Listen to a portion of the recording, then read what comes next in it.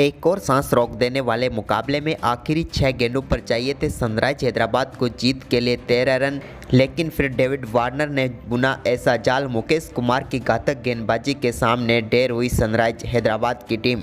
नमस्कार दोस्तों, स्वागत है आपका एक बार फिर हमारे चैनल धाकड़ क्रिकेट में। आईपीएल 2023 का एक और बेहद ही रोमांचक मुकाबला सनराइज हैदराबाद और दिल्ली कैपिटल के बीच खेला गया। लो स्कोरिंग थ्रिलर मुकाबले में काफ़ी शानदार मुकाबला देखने को मिला। तो दोस्तों इस वीडियो में हम आपको पूरा हाईलाइट बताएंगे, लेकिन उससे पहले दोस्तों आप भी बेहद ही शानदार मुकाबले को देखकर खुश है तो इस वीडियो को लाइक जरूर कर दें और साथ ही साथ अभी तक इस चैनल को सब्सक्राइब नहीं किया तो चैनल को सब्सक्राइब करके बेल आइकन जरूर दबा लें। तो चलिए दोस्तों जानते हैं इस लो स्कोरिंग मुकाबले का पूरा थ्रिलर। तो सबसे पहले बात कर लेते हैं आज के इस मुकाबले के टॉस की। तो दोस्तों आज के मुकाबले में सिक्का उछाला एडन मार्करम ने, लेकिन गिरा ये डेविड वार्नर के पक्ष में। डेविड वार्नर ने टॉस जीतकर पहले बल्लेबाजी का फैसला किया। दोनों टीमें अपनी प्लेइंग 11 के साथ मैदान पर उतर रही, जो कि कुछ बदलावों के साथ नज़र आ रही थी। लेकिन दोस्तों इस मुकाबले में एक बार फिर दिल्ली के लिए डेविड वार्नर और फिलिप सेल्ट पारी की शुरुआत करने उतरे, लेकिन पहले ओवर की तीसरी ही गेंद पर फिल सेल्ट के रूप में बड़ी सफलता मिली सनराइज हैदराबाद को। भुवनेश्वर कुमार ने विकेटकीपर के हाथों कैच कराकर पेविलियन भेजा। फिल सेल्ट अपना खाता भी नहीं खोल पाए। तो वहीं पर इसके बाद क्रीज पर उतरे मिचेल मार्श ने आते ही दूसरे ओवर की पहली गेंद पर शानदार चौके के साथ आगाज किया। मार्को एंसन की गेंद पर उन्होंने स्क्वायर लेग की तरफ शानदार चौका लगाया। तो वहीं पर इसकी अगली ही गेंद पर उन्होंने एक और शानदार फ्लिक खेलते हुए एक और शानदार चौका लगाया। इस बार फाइन लेग की तरफ ये शानदार चौका गया। तो वहीं पर इसी ओवर की चौथी गेंद पर उन्होंने कवर पॉइंट की तरफ एक और शानदार चौका लगाया, जबकि ओवर की पाँचवीं गेंद पर भी उनके बल्ले से शानदार कवर ड्राइव के जरिए चौका देखने को मिला और दूसरे ओवर में 4 चौकों के साथ 19 रन बनाए। इसके बाद डेविड वार्नर के बल्ले से इस मुकाबले का या फिर कहें तो इस सीजन का पहला छक्का देखने को मिला, जब उन्होंने वाशिंगटन सुंदर की गेंद पर बेहतरीन छक्का लगाया। वहीं पर इसके बाद उनके बल्ले से टी नटराजन की गेंद पर भी एक और शानदार चौका लगा, लेकिन इसके बाद यहां पर 5वें ओवर की 5वीं गेंद पर टी नटराजन ने मिचेल मार्श को एलबीडब्ल्यू आउट करके पेविलियन भेजा। मार्श अच्छी बल्लेबाजी कर रहे थे, लेकिन 15 गेंदों पर 25 रन बनाकर टी नटराजन का शिकार बने। तो वहीं पर दोस्तों इसके बाद मार्को एंसन की गेंद पर सरफराज खान ने बेहतरीन छक्का लगाया। सामने शॉट खेलते हुए उन्होंने बेहतरीन तरीके से गेंद को 6 रनों के लिए भेजा। लेकिन इसके बाद दिल्ली के लिए सबसे खराब ओवर रहा 8वां ओवर, जहां पर वाशिंगटन सुंदर की दूसरी गेंद पर बड़ा शॉट खेलना चाहते थे डेविड वार्नर, लेकिन वो सीधे हैरी ब्रूक को कैच थमा बैठे और वाशिंगटन सुंदर ने डेविड वार्नर के रूप में बड़ी सफलता दिला दी एसआरएच को। डेविड वार्नर 21 रन बनाकर आउट हुए। तो वहीं पर इसी ओवर की चौथी गेंद पर वाशिंगटन सुंदर की गेंद को सरफराज खान भी स्वीप शॉट खेलना चाहते थे, लेकिन वो भी भुवनेश्वर कुमार को कैच थमा बैठे और सरफराज खान 9 गेंदों पर 10 रन बनाकर आउट हुए। जबकि दोस्तों इसी ओवर की 5वीं गेंद पर एक चौका जरूर देखने को मिला अमन खान के बल्ले से, लेकिन 6ठी गेंद पर एक और बड़ा शॉट वो भी खेलना चाहते थे और यहां पर अभिषेक शर्मा को कैच थमा बैठे और वाशिंगटन सुंदर ने एक ही ओवर में 3 विकेट लेकर इस मुकाबले को पूरी तरह से सनराइज हैदराबाद की तरफ झुका दिया। इसके बाद दोस्तों मनीष पांडे और उनके साथ अक्षर पटेल ने धीरे धीरे स्कोर को आगे बढ़ाना शुरू किया। तो वहीं पर 14वें ओवर की दूसरी गेंद पर एक और शानदार चौका मेडोव की तरफ देखने को मिला, बेहतरीन बल्लेबाजी करते हुए मनीष पांडे के बल्ले से। तो वहीं पर इसके बाद एक चौका अक्षर पटेल ने लगाया 15वें ओवर की आखिरी गेंद पर। तो वहीं पर सिंगल डबल के साथ 50 गेंदों पर 52 रनों की पार्टनरशिप इन दोनों बल्लेबाजों ने पूरी कर डाली। लेकिन इसके बाद 17वें ओवर की तीसरी गेंद पर अक्षर पटेल के बल्ले से एक शानदार चौका देखने को मिला।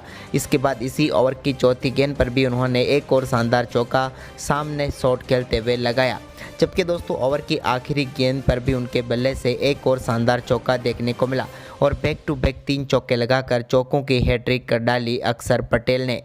17वां ओवर एक बार फिर काफ़ी शानदार रहा दिल्ली कैपिटल के लिए, क्योंकि इस ओवर में 15 रन बने। लेकिन दोस्तों इसके बाद एक बार फिर 18वां ओवर डालने आए भुवनेश्वर कुमार, तो उनकी गेंद पर बोल्ड होकर पेविलियन लौटे अक्षर पटेल, जो अच्छी बल्लेबाजी कर रहे थे, लेकिन 34 गेंदों पर 34 रन बनाकर आउट हुए।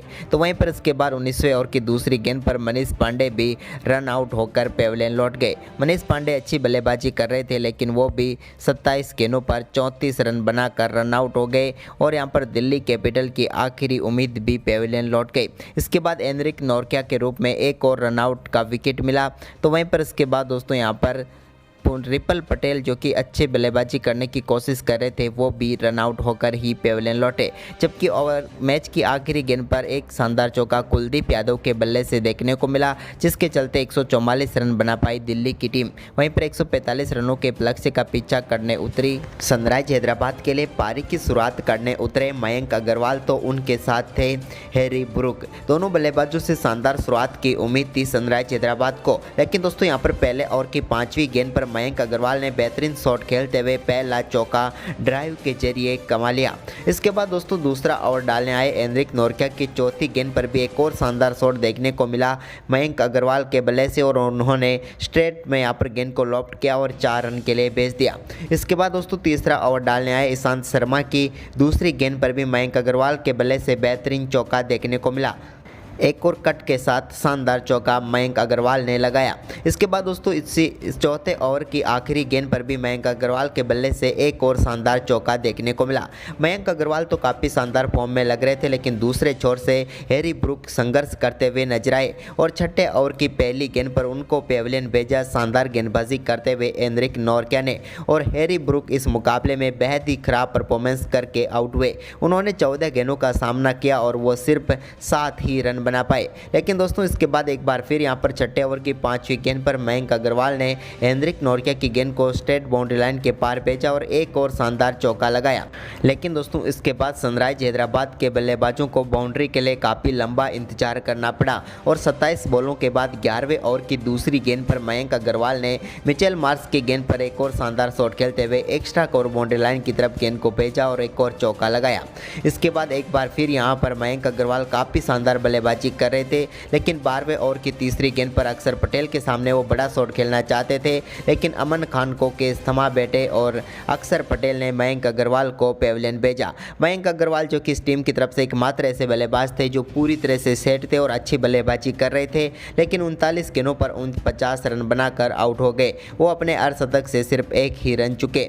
तो वहीं पर इसके बाद दोस्तों राहुल त्रिपाठी से भी काफ़ी ज़्यादा उम्मीदें थी, लेकिन वो भी संघर्ष करते हुए नजर आए और इसके बाद 13वें ओवर की तीसरी गेंद पर उनको भी ईशांत शर्मा ने पेविलियन भेज दिया। राहुल त्रिपाठी का विकेट काफ़ी बड़ा विकेट था। राहुल त्रिपाठी भी 21 गेंदों पर सिर्फ 15 ही रन बना पाए।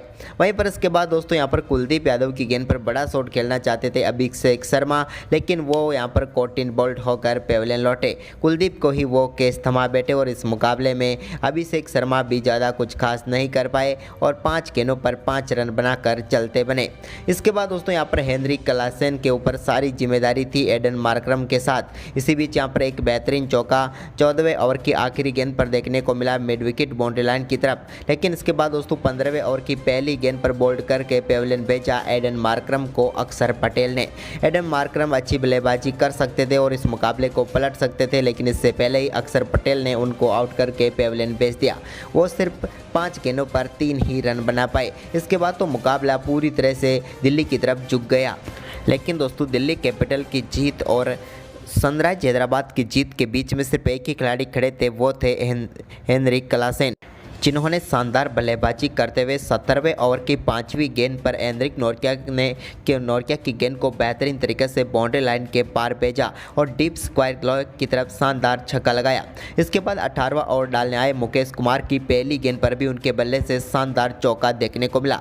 यहाँ पर डेविड वार्नर फील्डर थे, लेकिन उन्हें चकमा देकर गेंद को बाउंड्री लाइन के पार भेजा। तो वहीं पर इसी ओवर की चौथी गेंद पर एक और शानदार चौका मुकेश कुमार की गेंद पर हेनरिक क्लासेन के बल्ले से देखने को मिला। जबकि दोस्तों 18वें ओवर की आखिरी गेंद पर एक कलात्मक शॉट खेलते हुए शानदार चौका विकेट के पीछे यहां पर लिया वाशिंगटन सुंदर ने।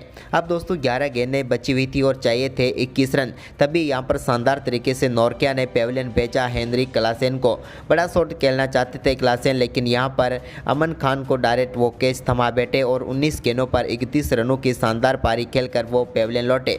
इसके बाद दोस्तों 19वें ओवर की 5वीं गेंद पर एक बेहतरीन चौका वाशिंगटन सुंदर के बल्ले से देखने को मिला। इसके बाद अब आखिरी ओवर में जीत के लिए चाहिए थे सनराइज हैदराबाद को 13 रन, जबकि यहां पर गेंदबाजी करने के लिए आए मुकेश कुमार आखिरी ओवर में यहाँ पर मुकाबला लग रहा था कि चला जाएगा इस बार भी सनराइज हैदराबाद की तरफ, लेकिन मुकेश कुमार की पहली गेंद पर शानदार बल्लेबाजी करते हुए 2 रन लेने में कामयाब हुए वाशिंगटन सुंदर। उन्होंने एक्स्ट्रा कवर की तरफ गेंद को भेजा, लेकिन यहाँ पर 2 रन लेने में वो कामयाब हुए। अब 5 गेंदें बची हुई थी और चाहिए थे 11 रन।